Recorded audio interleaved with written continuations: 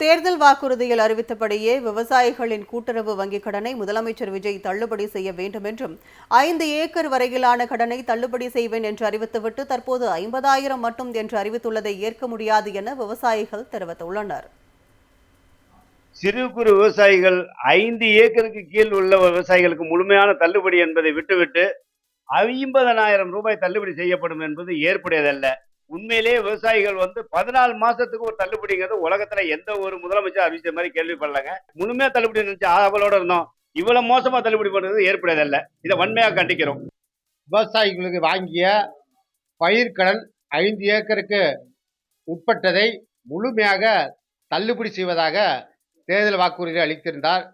தற்போது பொறுப்பேற்ற பின்பு இன்றைக்கு விவசாயிகளை வஞ்சிக்கக்கூடிய செயலாக மே 1 முதல் 2025 மே 1 முதல் பிப்ரவரி வரை உள்ள கடனை மட்டும் தள்ளுபடி செய்வோம், அதுவும் 5 ஏக்கருக்கு 50,000 தள்ளுபடி செய்வோம் என்பது ஏற்புடையதல்ல, கடும் கண்டனத்துக்குரியது.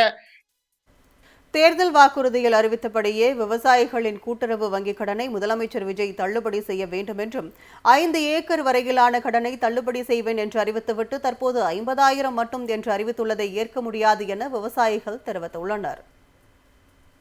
சிறு குறு விவசாயிகள் 5 ஏக்கருக்கு கீழ் உள்ள விவசாயிகளுக்கு முழுமையான தள்ளுபடி என்பதை விட்டுவிட்டு 50,000 ரூபாய் தள்ளுபடி செய்யப்படும் என்பது ஏற்புடையதல்ல.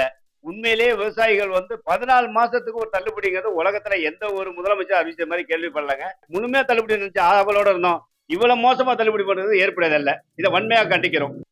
விவசாயிகளுக்கு வாங்கிய பயிர்க்கடன் 5 ஏக்கருக்கு உட்பட்டதை முழுமையாக தள்ளுபடி செய்வதாக தேர்தல் வாக்குறுதி அளித்திருந்தார். தற்போது பொறுப்பேற்ற பின்பு இன்றைக்கு விவசாயிகளை வஞ்சிக்கக்கூடிய செயலாக மே 1 முதல் 2025 மே 1 முதல் பிப்ரவரி வரை உள்ள கடனை மட்டும் தள்ளுபடி செய்வோம், அதுவும் 5 ஏக்கருக்கு 50,000 தள்ளுபடி செய்வோம் என்பது ஏற்புடையதல்ல, கடும் கண்டனத்துக்குரியது.